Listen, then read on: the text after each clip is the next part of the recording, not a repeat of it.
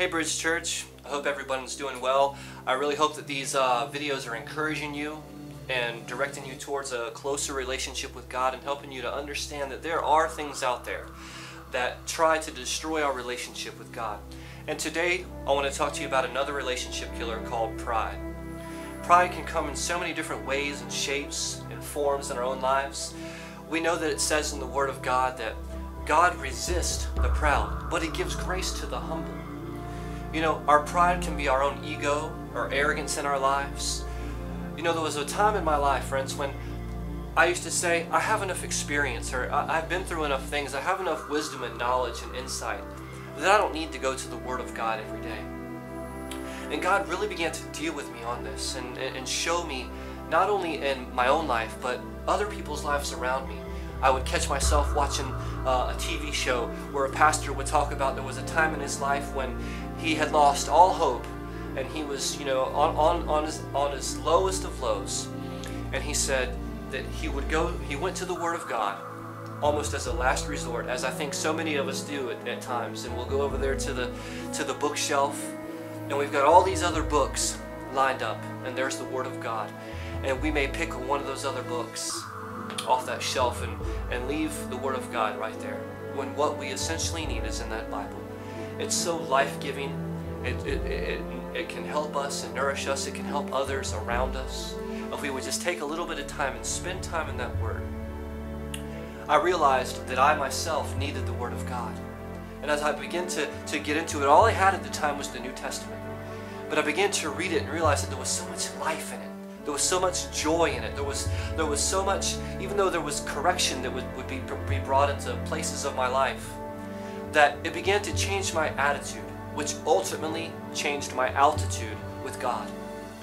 I was then able to help others around me, friends, family members, because I laid down my pride. And it's not an easy thing to do.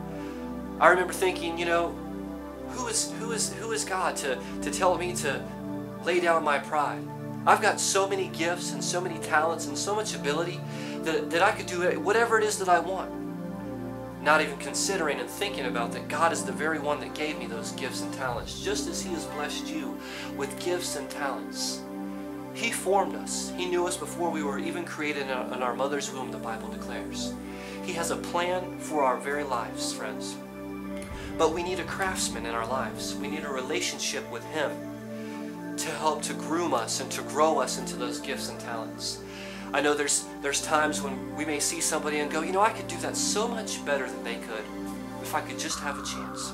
I could serve better, I could preach better, I could sing better. Hey, I could even do a better job at work than they could do if I could just get a shot. Well, sometimes God's looking at our attitude. He's looking at our heart. He's going, you've got a little bit of pride that we need to deal with there. You know, Saul is someone that I could glean from and look at when it comes to this situation. Saul had a serious issue with pride. Saul was given a kingdom to rule and reign, but he didn't understand the relationship that he needed to have with God at the time. Saul cared so much about his image. You can remember with me as it says that the songs that they would chant would even bother him, as it would say that David has killed his thousands. You know, Saul had killed his thousands and David his 10,000s. And Saul would get so angry and so mad. He had a pride issue, friends. His ego would get hurt. His arrogance wouldn't let him have that relationship that he needed to have with God. And ultimately, he didn't even care that he lost his kingdom. All he really cared about was his image. At the end of the day, we have to remember that it's not so much about us as it is about a relationship with God. There's so much to pull from the Word of God. Don't let pride stand in the way today. Don't let arrogance or ego stand in the way today. For God will give you grace where you need it. And there's so much in the Word where we can pull from it. And we can share it with others and bring a message of hope, bring a message of encouragement to our lives, to our friends' lives, to our families' lives, to our pastors, to our children. I pray today that you would get before God, take some time in that Word, because the Word is alive, because God is alive. In the beginning was the Word, and God was with the Word, and He is the Word. Spend some time with Jesus today. You'll never be the same.